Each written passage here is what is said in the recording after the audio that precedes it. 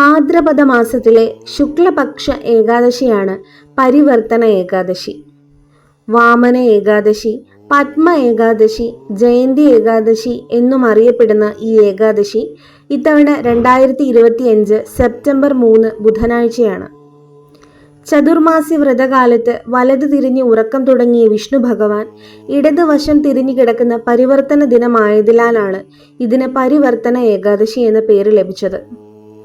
വിഷ്ണു പ്രീതിയും ലക്ഷ്മി പ്രീതിയും ഒന്നിച്ചു നേടാൻ ഈ ദിവസത്തെ വ്രതം സഹായിക്കുന്നു. പരിവർത്തന ഏകാദശി ദിവസം ലക്ഷ്മി പൂജ നടത്തുന്നത് വളരെ ഐശ്വര്യപ്രദമാണ്.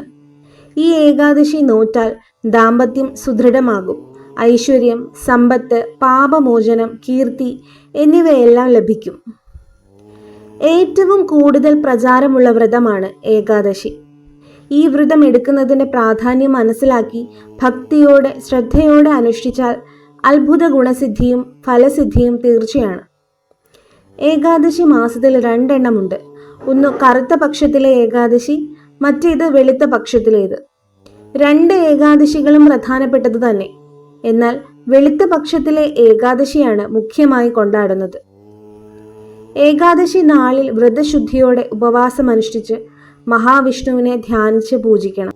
വാമന രൂപത്തിൽ വന്ന വിഷ്ണു ഭഗവാൻ അസുര ചക്രവർത്തിയായ മഹാബലിയെ സുതലത്തിലേക്ക് അയച്ച ഓണാഘോഷ ഐതിഹ്യം ഈ ഏകാദശിയുമായി ബന്ധപ്പെട്ടിരിക്കുന്നു. ബുധനാഴ്ച രാത്രി 10:15 തുടങ്ങുന്ന ഹരിവാസര വേള വ്യാഴാഴ്ച രാവിലെ 10:18 മണിക്ക് അവസാനിക്കും.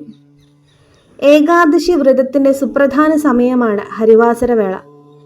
ഈ സമയത്ത് ഊണും ഉറക്കവും വെടിഞ്ഞ് ഭക്തർ അഖണ്ഡ നാമജപം നടത്താറുണ്ട്. വിഷ്ണു പ്രീതിക്കും ലക്ഷ്മി പ്രീതിക്കും ഒന്നിച്ചു നേടാൻ ഈ ദിവസത്തെ വ്രതം സഹായിക്കുന്നു. പരിവർത്തന ഏകാദശി ദിവസം ലക്ഷ്മി പൂജ നടത്തുന്നത് വളരെ ഐശ്വര്യപ്രദമാണ്. ഏകാദശി നാളിൽ വ്രതശുദ്ധിയോടെ ഉപവാസം അനുഷ്ഠിച്ച് മഹാവിഷ്ണുവിനെ ധ്യാനിച്ച് പൂജിക്കണം. വിഷ്ണു അഷ്ടോത്തരം, വിഷ്ണു ശതനാമ സ്തോത്രം, വിഷ്ണു സഹസ്രനാമം, അച്യുതാഷ്ടകം, വിഷ്ണു കീർത്തനാലാപം എന്നിവ വളരെ ഗുണപ്രദമാണ്.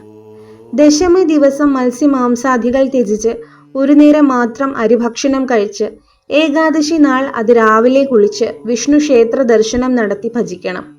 തുളസി നീര് കഴിക്കുന്നതും തുളസി തറയ്ക്ക് വലം വയ്ക്കുന്നതും വളരെ നല്ലതാണ്. പകലുറക്കം പാടില്ല. ബ്രഹ്മചര്യം പാലിക്കണം. സദാസമയവും വിഷ്ണു ഭജനം മാത്രം നടത്തുക. പിറ്റേ ദിവസം കുളിച്ച് വിഷ്ണു പൂജ നടത്തി നിവേദ്യം അർപ്പിച്ച് ദാനം നൽകി വ്രതം മുറിക്കാം.